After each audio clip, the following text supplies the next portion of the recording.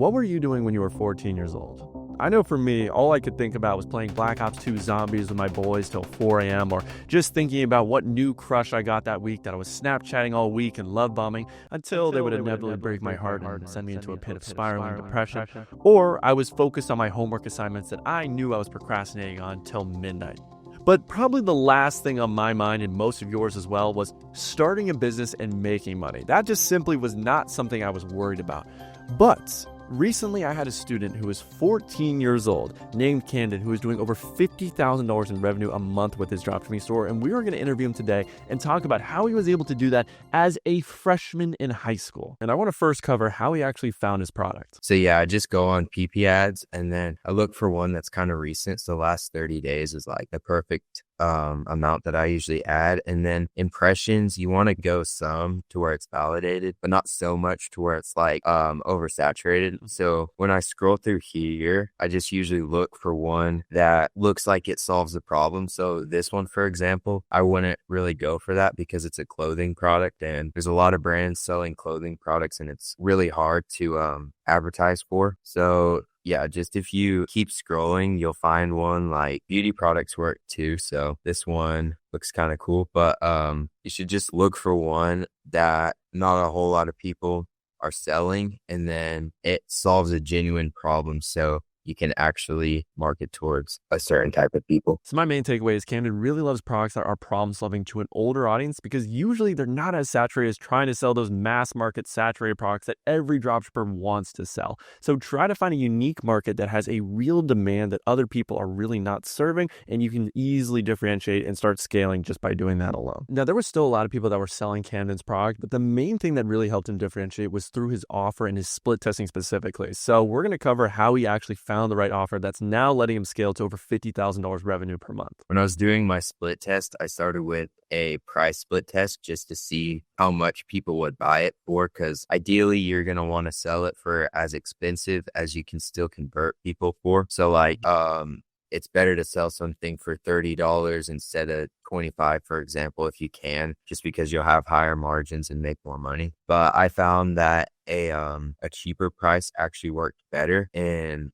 my case. So I still wasn't really getting much action. Like if you see this here, it's under $1 per visitor, which is just horrible. So I just kept testing. And like here I tested BOGO versus that offer that was performing well. And I still, like, you can see it's a little higher here. So that's like $2. But the problem was I still couldn't be profitable, and it wasn't really very long term just because it was around 10% margins, and that's not very sustainable. So after having that margin issue, my coach said I have to do subscriptions or I'll never be profitable. So I didn't even really split test that. I just went full in, committed to subscriptions, and I actually got an offer that worked really well because this right here has the same amount of dollars per visitor, but when people are subscribing, they're buying again. So that makes it's like an 80% margin the second time they buy. So now let's transition on to Facebook and how Camden is scaling over there. And first off, how he actually likes to test any of his new batches of creatives. So when I first started testing, I tested just with 4 different angles and then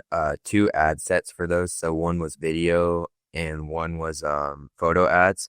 And then what I did was once I found one was winning, I doubled down on that. And then I just took that and kept making more and innovating on that concept. Each time I make new creatives, I get more data about basically just what performs. And now I have things dialed down. So basically what I do is when I have a winner in here, so like this is the ad set level. So it's a little different, but what I'll do is like, if it's a little under break even, cause it's subscription. So it doesn't really matter if it's like losing money the first time, cause it'll make money after the second sale.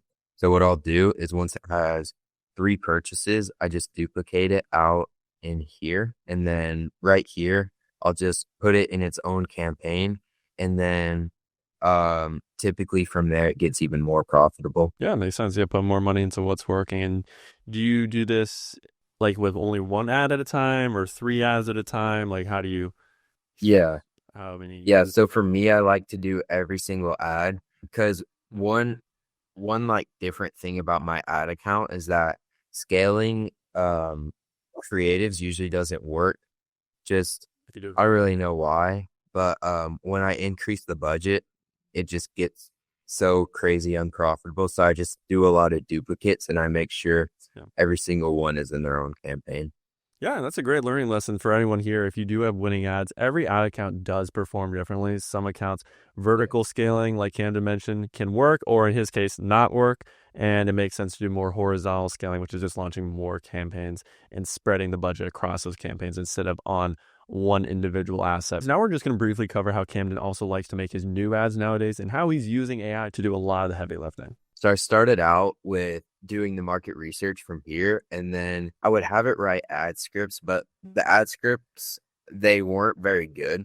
Like the market research is good, but they would just take so many edits that it was like, it wasn't even useful to use ChatGPT. So I basically just, for like 2 months, I wrote every single ad just by hand. I didn't even really use AI at all. So once I pivoted to these like longer style ads like DSLs, it basically just was taking so much time that I couldn't even make very many creatives.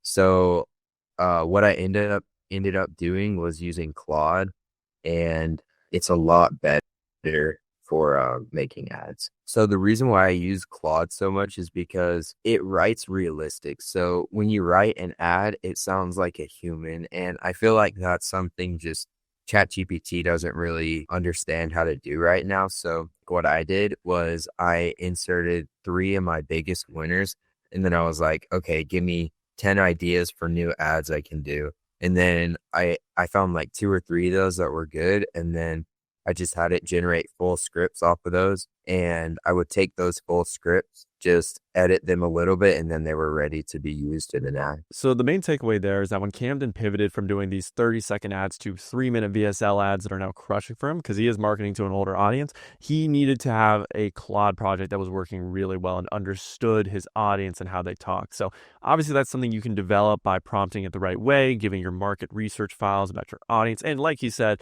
the best scripts that are right now working for you. So really the last thing I'd love to know, Camden, is what are you focusing on during this Q4 and how do you plan to scale this even further? Yeah, so right now I'm really trying to just make even more creatives than I have been. So I'm testing 20 to 30 per day, which is like with Claude, and I have like a full-time editor and then like another part-time one. They have been helping me make them a lot faster, so I'll just make those. And then also the other thing I'm trying, and it hasn't worked yet, but I'm still working on it, is testing Google Ads. So the main idea with that is that if people search up your product after they've already seen the ad, then they can just get retargeted. And then I'm basically not kind of like just throwing that money out the window, because that's basically what you're doing if they search your product and then they find somebody else's product and buy that. Also, what it's going to help with is if people search up the problem. So like,